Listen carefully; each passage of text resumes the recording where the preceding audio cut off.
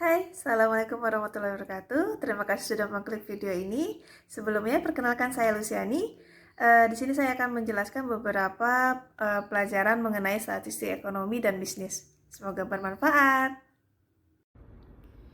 Hai, untuk selanjutnya yaitu bagian uji asumsi klasik. Di sini tujuan dari pengujian ini yaitu untuk menilai apakah model regresi layak digunakan dan memastikan apakah hasil analisis tidak bias serta menjadi dasar interpretasi regresi yang benar. Komponen pengujian yaitu ada uji normalitas, uji multikolinearitas, dan uji heteroskedastisitas. Selanjutnya yaitu uji normalitas pada SPSS. Pengujian ini adalah uji statistik untuk mengetahui apakah data atau residual mengikuti distribusi normal. Uji ini biasanya dilakukan sebelum menggunakan analisis statistik parametrik seperti uji T, ANOVA, korelasi Pearson, atau regresi. Metode yang umum digunakan adalah Shapiro-Wilk, yaitu yang sangat direkomendasikan terutama untuk sampel kecil dan menengah.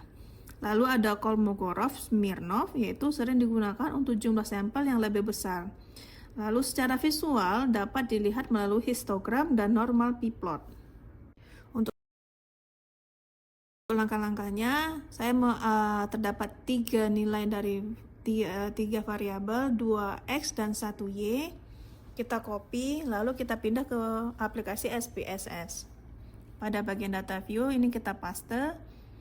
Lalu pada bagian variable view untuk nama saya ubah, yang pertama menjadi x1, variabel 2x2, dan yang ketiga adalah y. Untuk label, yang pertama saya buat beban kerja, lalu ada yang kedua adalah stres kerja,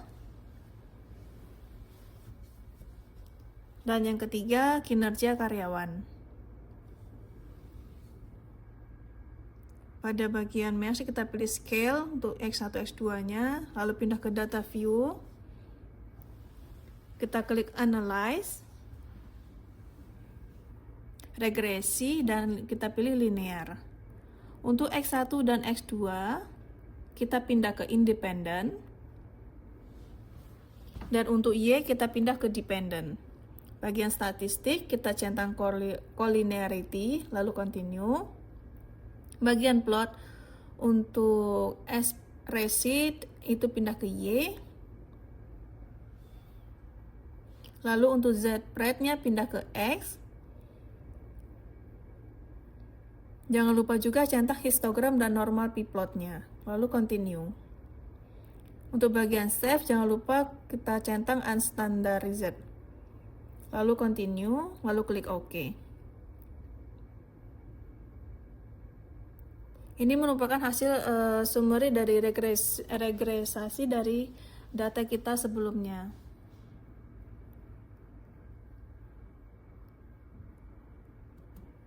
Kita melihat sampai bawah itu ada histogram, dan bawahnya lagi yaitu adalah p-plot. Untuk pembacaan dari histogram ini yaitu jika histogram berbentuk lonceng dan tidak terlalu miring ke kiri atau ke kanan, maka secara visual data mendekati distribusi normal. Jika sangat menceng atau terdapat dua pucuk, maka nilai ekstrimnya distribusi tersebut kemungkinan tidak normal. Berdasarkan normal p-plot, titik-titik data terlihat menyebar di sekitar dan mengikuti arah garis diagonal. Hal ini menunjukkan bahwa residual memiliki pola yang mendekati distribusi normal. Dengan demikian, asumsi normalitas dapat dinyatakan terpenuhi. Selanjutnya yaitu Kolmogorov-Smirnov, di mana adalah salah satu pengujian statistik untuk mengetahui apakah data atau residual terdistribusi dengan normal. Pembacaan Kolmogorov ini fokus pada nilai signifikan di mana besar dari 0,05 yaitu terdistribusi normal dan kecil dari 0,05 itu terdistribusi tidak normal. Berdasarkan hasil uji normalitas menggunakan Kolmogorov, diperoleh nilai signifikan sebesar 0,200. Karena nilai signifikan tersebut lebih besar daripada 0,05, maka dapat disimpulkan bahwa data residual atau ininya berdistribusi normal, sehingga asumsi normalitas telah terpenuhi. Dapat kita lihat untuk hasil resistensinya, yaitu di bagian analyze, lalu ke bagian non-parametric test dan legacy dialog, lalu kita pilih sampel QS yang pertama. Lalu kita pilih klik unstandard, itu kita pindah ke bagian variabel sebelah kanan. Lalu klik OK.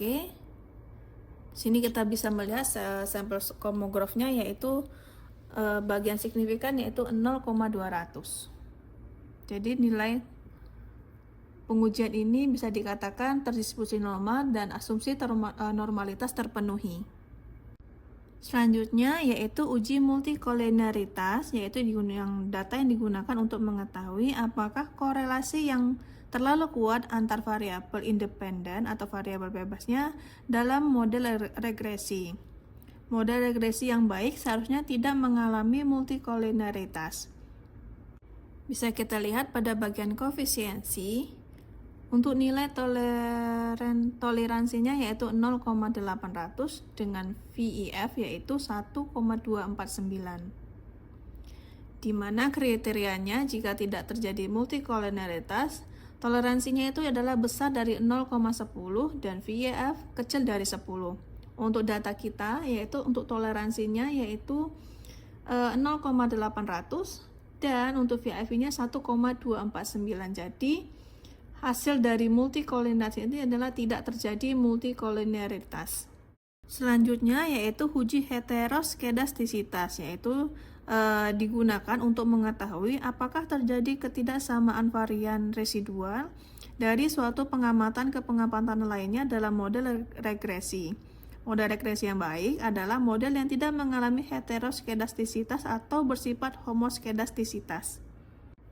Bisa dilihat pada bagian scatter plot residual, penyebaran titik-titiknya ini tidak membentuk suatu pola, sehingga jadi pada kesimpulannya jika tidak ada pola tertentu itu sama dengan tidak terjadi heteroskedastisitas. Sekian dulu videonya, terima kasih banyak sudah menonton. Bye bye.